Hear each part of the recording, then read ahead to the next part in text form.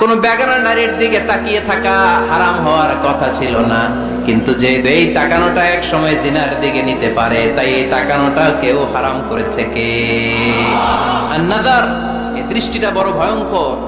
আল্লাহর হাবিব সাল্লাল্লাহু আলাইহি ওয়াসাল্লাম বলেছেন, আন-নাযার সাহামুন মাসমুমুন মিন সিহামি ইবলিস। এই দৃষ্টি, লাগামহীন দৃষ্টি, শয়তানের বিষ মাখানো তীরবানের মধ্যে থেকে একটা ভয়ঙ্কর তীর। এই তীর দিয়ে শয়তান যুবকদেরকে কাবু করে ফেলে।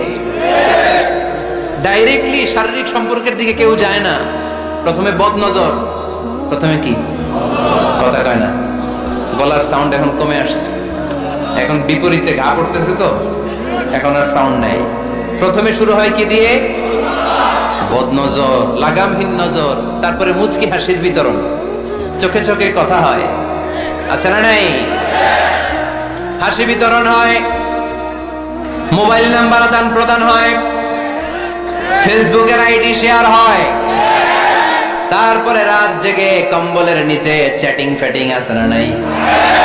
তারপরে চলে আসে 14ই ফেব্রুয়ারি, বিশ্ব বেহায়া দিবস, ঠিক কিনা? দেখছেন ধাপগুলো, দেখছেন স্টেপ বাই স্টেপ হারামের দিকে যায়। এরপর অবৈধ দৈহিক সম্পর্কের দিকে যায়। আল্লাহ এই গজব থেকে তুমি আমার ছেলেদেরকে বাঁচাও, আমার দেশের মেয়েদেরকে বাঁচাও, চিল্লায় পড়ে না আমিন। তাহলে শুরু হয়েছিল কি দিয়ে? কি নজর? কি নজর? বদ নজর। এটা দিয়ে শুরু, জিনা দিয়ে শেষ। এজন্য ইসলাম বলে মুকদ্দমাতুল হারামে হারাম, মা ইউআদ্দি ইলাল হারাম ফাহুয়া হারাম। যেটা হারামের দিকে তোমাকে ধীরে ধীরে গ্রাজুয়ালি পৌঁছে দিবে, ওটাকেও হারাম ঘোষণা করেছে কে? এজন্য বিষ্ণু ইসলাম ওনার মেয়ের জামাতা সাইয়েদনা আলী রাদিয়াল্লাহু তাআলা আনহুকে বলেছেন, আলী খবরদার, লা তুতবি'ন নাযরাতান নাযরা। এক নজর যদি ভুল করে কোন নারীর চেহারার দিকে তোমার পড়ে যায়, খবরদার দ্বিতীয় নজর দিও না। ফা ইন্না লাকাল উলা ওয়া লাইসাত লাকাল আখিরা। কারণ প্রথম নজর ভুল করে পড়ে গেলে ক্ষমা করবে কে? কিন্তু তার সৌন্দর্য উপভোগের জন্য বারবার তার দেহের দিকে তাকালে, বারবার তার চেহারার দিকে তাকালে আমল নামাটা গুনাহ দিয়ে ভর্তি করে দিবে কে?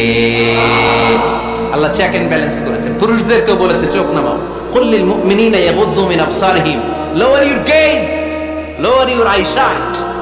নারীকেও একই কথা বললেন, কুল্লিল মুমিনাতি ইয়াগুদ্দুনা মিন আবসারিহিন্না। ও নারীরা, তোমরাও চোখ নামাও, নজরকে ঠিক করো। এই বদনজর সব সর্বনাশের মূল। জোরে বলেন ঠিক কিনা? এখান থেকেই ধীরে ধীরে অবৈধ দৈহিক সম্পর্কের দিকে যায়। এজন্য এই বদনজরটারও হারাম ঘোষণা করেছে কে? এই মূলনীতি বুঝতে পেরেছেন? 7 নাম্বার মূলনীতি হচ্ছে